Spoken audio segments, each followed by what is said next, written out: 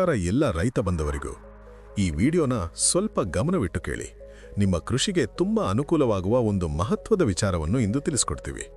Japan ದೇಶದ ಪ್ರಸಿದ್ಧ ಕೃಷಿ ತತ್ವಜ್ಞಾನಿ ಮಸನೋಬು ಫುಕುವೋಕಾ ಹೇಳಿದ ಒಂದು ದೊಡ್ಡ ಕಾನ್ಸೆಪ್ಟ್ ಡೂ ನಥಿಂಗ್ ಫಾರ್ಮಿಂಗ್ ಬಗ್ಗೆ ಇಂದು ಸರಳವಾಗಿ ತಿಳಿದುಕೊಳ್ಳೋಣ.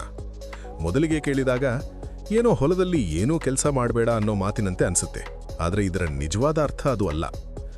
ಡೂ ನಥಿಂಗ್ ಫಾರ್ಮಿಂಗ್ ಅಂದರೆ ಏನು? ಫುಕುವೋಕಾ ಹೇಳಿದ್ದು, ಪ್ರಕೃತಿ ಸ್ವತಃ ಮಾಡಬಲ್ಲ ಕೆಲಸವನ್ನು ಮನುಷ್ಯನು ಅತಿಯಾಗಿ ಮಾಡಬಾರದು.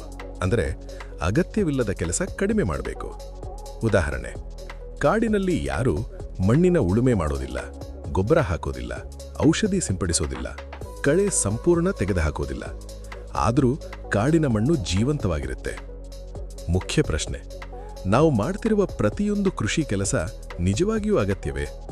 ಉದಾಹರಣೆಗೆ, ಮಣ್ಣಿನ ಉಳುಮೆ ಯಾಕೆ ಮಾಡ್ತೀವಿ? ಕೆಲವೊಮ್ಮೆ ನಾವು ಹಿಂದಿನ ಕೃಷಿ ಕ್ರಮಗಳಿಂದಲೇ ಮಣ್ಣಿನ ಸ್ವಾಭಾವಿಕ ರಚನೆ ಬದಲಾಯಿಸಿದ್ದೀವಿ. ಮಣ್ಣಿನೊಳಗೆ ಏನಾಗುತ್ತದೆ? ಮಣ್ಣಿನೊಳಗೆ ಅರ್ಥ್ವರ್ಮ್ಸ್, ರೂಟ್ಸ್, ಬ್ಯಾಕ್ಟೀರಿಯಾ, ಫಂಗೈ ಇವು ಸ್ವತಃ ಮಣ್ಣನ್ನು ಸಿಡಿಲವಾಗಿಡ್ತವೆ. ನಾವು ಟ್ರ್ಯಾಕ್ಟರ್ ಮೂಲಕ ಪದೇ ಪದೇ ಉಳೋದ್ರಿಂದ ಮೇಲ್ಭಾಗ ಲೂಸ್ ಆಗಬಹುದು, ಒಳಗಿನ ಪದರು ಡಿಸ್ಟರ್ಬ್ ಆಗಬಹುದು. ಕಳೆ ಬಗ್ಗೆ ಫುಕುವೋಕಾ ಅಬ್ಸರ್ವೇಷನ್. ಕಳೆ ಬಂದ್ರೆ ಸಂಪೂರ್ಣ ಶತ್ರು ಅಂತ ನೋಡಬೇಡಿ. ಕೆಲವು ಕಳೆಗಳು ಸಾಯಿಲ್ ಕವರ್ ಕೊಡ್ತವೆ, ಮಾಯಿಶ್ಚರ್ ಉಳಿಸ್ತವೆ, ಎರೋಷನ್ ಕಡಿಮೆ ಮಾಡ್ತವೆ. ಹುಲ್ಲಿನ ಪಾತ್ರ.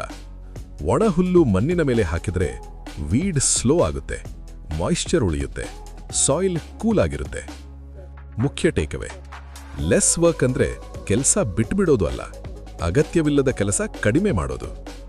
ಮುಂದಿನ ವಿಡಿಯೋದಲ್ಲಿ ಫುಕುವೋಕಾ ಯಾಕೆ ಮಣ್ಣಿನ ಉಳುಮೆ ತಪ್ಪಿಸಬೇಕು ಅಂತ ತುಂಬಾ ಗಟ್ಟಿಯಾಗಿ ಹೇಳಿದರು.